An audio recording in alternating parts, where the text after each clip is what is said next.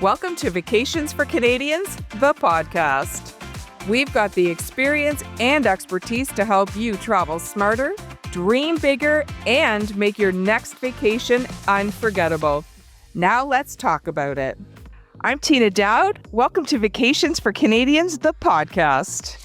Hi, I'm Linda, and I'm ready to go. Let's do this, Teena. So as cruise specialists, we're always talking about ships. We're talking about itineraries. We're talking about all the great destinations we can get to by ocean or river. But you can't see the entire world by a ship. So today we're going to talk about some ways to travel the world that are land-based and why it's growing in popularity and all the fantastic places that you need to travel by land to see those destinations. So, Teena, I know you're the queen of cruising, but I also know that you just got back from a land tour of Peru, and I followed your social media posts, and I have to say it looked amazing. But I have to ask, why did you choose a land tour for this trip? So, like I said, not all destinations can be seen easily via cruise ship. So I really wanted to see Peru and all the great things that are in Peru, like Sacred Valley, Rainbow Mountain, Huacachina Oasis, and we really wanted to see Machu Picchu. As you might know, it's one of the New World wonders, and it's not an easy destination to get to. So for us, in this instance, a land tour made the best choice. So I have to ask, I saw this photo of you on social media, and I think we're going to pop it up on the screen.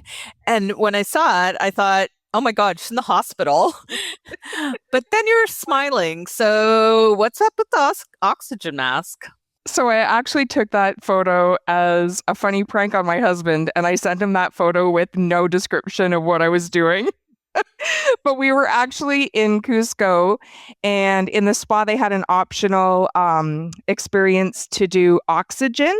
In Cusco, you're actually over 2,000 meters above sea level, which is probably the highest I've ever been. And so it was just oxygen just to get your lungs acclimatized to the higher altitude, because we knew we were going to be going to some much higher altitudes over the course of our tour there. So you traveled with Exotica, right? Which would be a tour operator. What exactly defines a guided land tour vacation? So a guided or escorted land tour is really a tour that puts all the pieces together for you, so you don't have to worry about things. It puts your hotel, your excursions, your transfers, intercountry flights, and sometimes even international flights can be added. So you're not managing those pieces and making sure the times all line up and in different time zones, and it just makes everything a lot easier to be booked on one of those guided tours. Now, Exotica is a little bit different in that it is guided in a sense, but it's not necessarily with the same group. One thing we did learn about Exotica was there was always somebody to meet us everywhere we went, but it was different people in every location. So we would have different guides, different drivers everywhere we went. So I guess that kind of leads into my next question, which is what's the difference between escorted and fully independent touring? So fully independent touring is where you or us as the travel advisor take all those pieces and put them together for you. So like I said, it's a lot of logistical planning. If you have to match up your transfer times with your flight times, with your hotel times, with your excursion times, it takes a lot of time to put together one of those, what we call FIT trips, which is independent tours. And that's why I think a lot of people tend to lean into the guided tours. It's all there for them. They don't have to think about it. It's just get on the bus, get to your excursion, get back on the bus, go to your hotel, and repeat. Right. So then thinking along those lines of somebody who's not going to get the independent experience, they're looking for something a little more guided. Who would you say is the ideal traveler for that type of land tour? I would say somebody that doesn't have a very specific itinerary that they want to go to. So, for example, if you know exactly where you want to go on your land tour and you can't find a guided tour that does that exact itinerary, you might be forced into doing your own independent tour. Now, there are travel advisors that will put together this independent touring, and there's also companies that will put it together for even travel advisors. They're not that are not experienced. I'm thinking, for example, somebody like GoAway. I can reach out to GoAway as an advisor and ask them to build me a package with a very specific itinerary, and that's still considered fully independent touring, because you're typically by yourself on all of your tours, and getting to and from locations, your transfers are all booked basically by yourself. Okay, well, that's interesting. But you know me, I love to stereotype. So I stereotyped with cruises and I'm stereotyping with land too. So I kind of think of them as either like old people tours, right? Where people are shuffling on and off of the bus, all the gray hairs kind of like milling about, or those Kontiki style tours for young people who are like, party, party, party, let's go be super adventurous. But then, like, after seeing and hearing about your experience, I realized that, as always, I was wrong, you were right, and I shouldn't stereotype. But how do you think land tours have evolved over the past decade? So really, there's types of land tours for everybody now. So I mean, if you're a 20-something-year-old and you want to go on a land tour with people of the same age and like-minded, we can find you those tours. We can find you tours for young families. We can find you tours for families with teenagers. We can find you easy pace tours if you're mobility challenged. We can find you National Geographic tours, which are really country or destination intensive. So really, there are just so many different options with land tours these days that I wouldn't say it's, just put in one bucket and that's what kind of a tour it is. But that does make a lot of sense. I mean, I think all travel has really evolved into, being more customizable for people. So I know you've done tours in Peru and Africa and Alaska and a bunch of other destinations that I get to live vicariously through you. So when you're helping someone decide or choosing for yourself, how do you really pick whether a destination is by sea or by land? Well, I mean, the obvious is geographically. So, I mean, if you look at something like Greece, where it's all islands, that really does lend itself nicely to cruising. But I would say Peru, for example, just trying to get to Machu Picchu, it really did. It took us 3 days to get there. So you're not going to pop in on shore excursion and pop over there. You have to acclimatize in Cusco for a couple of days. And then even to get to Machu Picchu, it's a bus and then a train and then another bus. It is a really long way to get to. So somewhere like Italy, it's kind of hard to get to all of the ports in Italy by cruise unless you do like an Italy intensive cruise. So there's different, but you really do have to look at it geographically and say what makes sense here. And also, what do you want to see? So some people are okay with cruises because they're there for one day, whereas others really want to spend the week in one location. In that case, I'd probably recommend a land tour. That makes perfect sense. So, I'm thinking back to your African safari. So I've been to African lion safari, and if you live in Ontario, you know what I'm talking about. You've been on the bus or taken your car and had the monkeys like wreck your windshield wipers and your antenna. But for those of us who haven't been able to go do the real thing like you, I've been watching your photos, like this one we're going to pop up on the screen, this big cat out in the wild in Africa. And this is probably where I'd end up getting mauled because I'd want to go like snuggle it and grab its murder mittens and smoosh it. But I mean, it's surreal looking at these photos and realizing you were there taking them. So what are moments like? What do they feel like when you're actually there? First of all, I don't think G Adventures is going to allow you out of the Jeep to be able to go and maul that cat laying in the tree having a snooze. Um, but honestly, it's so hard to even capture the feeling or the experience. It's really surreal. I mean, I take hundreds of pictures and I, go through them and try and share the best pictures, but there's no way to explain that feeling when you're there. And sometimes you don't even pick up your camera just because you're so in the moment and you just want to experience, even if like a little ear pops up, you want to capture that in your brain. Those movements of the cat, maybe they heard the Jeep, maybe they can hear our voices, it's just an unbelievable experience that you just can't get by looking at someone's pictures or even video. You just really need to be in the moment. That's amazing. And in this age where we're like so connected and, we're always like taking photos and taking videos and we're not living in the moment, I think that really speaks to, what travel can do for you. Um, But go beyond that, I'm lost in my moment. I'm thinking about going on a safari. So we've touched on some amazing locations and experience, but what about people who want something closer to home? Maybe they're not quite ready to go to the savannah or, to climb the mountains of Peru. What kind of tours can you expect in Canada and North America? Honestly, we live in the most beautiful country in the world. And as much as I love to see the world, I also really love to see Canada. I've been out west numerous times, going again in a couple of weeks, out east. There's just so many things to do in Canada that, and we do have guided tours in Canada that we can set you up with, whether that's Christmas markets in Montreal or, going out to Peggy's Cove in Halifax or the Yukon, even the Canadian Arctic. There's culinary tours, there's wildlife tours. You want to see the fall foliage. And you can even do Indigenous cultural experiences, headed out to see Vancouver. It's just such a beautiful country. And even going to the US, I know that's not up for everybody right now, but there is really a lot of really fantastic places to see in the US as well. There's the national parks, Yellowstone, Grand Canyon, Utah. You can also do music tours going to Nashville, New Orleans, or Memphis.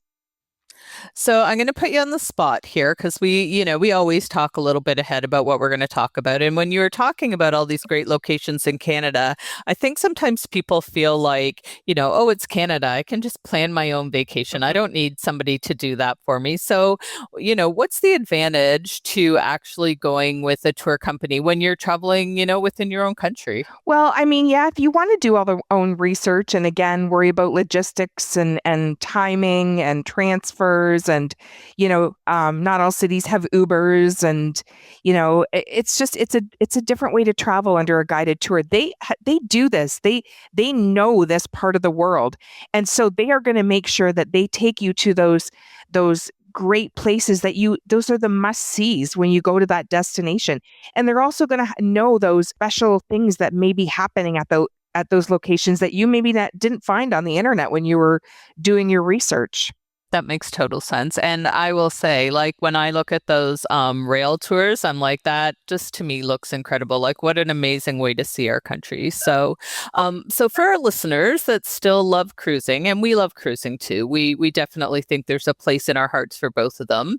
But are there destinations that, lend themselves to combining a cruise and a land tour for a more immersive experience, maybe? Hint, hint. Pretty much everywhere in the world. So I'm a big believer, especially if you're going to travel by land or by cruise, that you add on to your destination because even though you might already have this fully built package, it's always nice to go in even just a couple of days early. But I'll give you some examples. Alaska is probably the most popular one where you would want to do the Alaska cruise tour. If you do the Alaska round trip, then you're really only hitting the very west coast of basically British Columbia. But if you do the Alaska cruise tour, you're actually getting all the way up to Anchorage or Whittier. And then you can actually do the land portion that's going to get you up to Denali and Fairbanks. And we did a podcast about those locations. And I've been, to go up there and actually see inland Alaska is worth it, especially if you're only going to do Alaska once. Always, always, always do the cruise tour. Another one that I would suggest would be if you're going all the way to Galapagos, throw on an addition to Machu Picchu and do the land tour. So you're doing the cruise out in the Galapagos, and then you're going to pop up into Peru and do the land tour over to Machu Picchu. You're all the way on that part of the world anyways. You may as well take advantage of it. Noted. I'm making notes for when I start planning my cruise and land tours. But so let's close it out and let's talk about your top 3 tips for travelers going on a land tour because it's not something we talk about a lot. We give lots of cruise tips, but let's get some land tips for our listeners. So I'm gonna say pack light. And this is the opposite of the way I pack for a cruise because cruises, I bring all the outfits. But for a land tour, you're packing and unpacking and packing and unpacking. And you really need to make sure that you can have it in, one bag or one carry-on for the entire trip. You could do laundry when you get to hotels. Most hotels are equipped to be able to turn laundry around quite quickly. So my number one suggestion is to pack lighter. Pack easy, comfortable walking clothes, walking shoes, a bunch of dry fit t-shirts and layers. That's pretty much all you really need for a land tour. The other is taking notice of the pace of the tour that you are booking. So I'm famous for this. I think, oh, we've got a space. We better add another excursion in on that. Well, that's exactly what we did in Peru. We added in our own excursions, and then we needed a vacation on top of our vacation. We were exhausted by the end of it, and we weren't taking into consideration that, some of our excursions were 12, 14, 16-hour days, and we really did need a few days of rest. Now, thankfully, I'm big on staying in destination for an extra day or two just to visit the spa, have a nice, easy, relaxing day before I come home. So we did that. So that was really nice. We did stay in Lima for an extra couple of days and got to see the city that way. The third thing is to trust the local experts. Like I said, Google, ChatGPT, everybody is really good at giving advice, but not everybody has those diamonds, those special moments that you might not know about when you're in destination, for example, when we were in Lima, there was a marathon going on and we had no idea. Now, if we had booked things on our own, there's no way we would have made it to our excursion. So thankfully, we were booked through a group and they were able to get us all amalgamated on WhatsApp, and we had to relocate where we got picked up, and it worked out perfectly. But to have a marathon in the middle of a city that has 11 million people can be a bit challenging. So we're just thankful that everything we did through Exotica, we were able to message Exotica at all times on WhatsApp. So again, trust the local experts, trust your tour company. They know what they're doing. And I would also note, when you were on your latest tour, because we had a couple of people ask about this when you wrote your opinion piece, you never let them know you were a travel agent or an agency owner. So all the experiences you've had have always been like a genuine traveler experience. They don't care anyways. I typically don't tell people that I own a travel agency or that I'm a travel agent. It doesn't serve me any purpose, really. They don't really care anyways. And then people don't have to wonder if your opinions are swayed. So that's fantastic. Yep, exactly. No, I'm a big believer in there's no perfect or right answer, for best trip, best itinerary, best destination, best tour company, best cruise line. It's really tailored to what you want. And, that's why as travel agents, we feel like we have a ton of value in that, we're going to talk to you and find out what is the best tour for you, what is the best trip for you, and who's the best supplier to go through for that tour. It's not about one size fits all. It really is tailored to each person.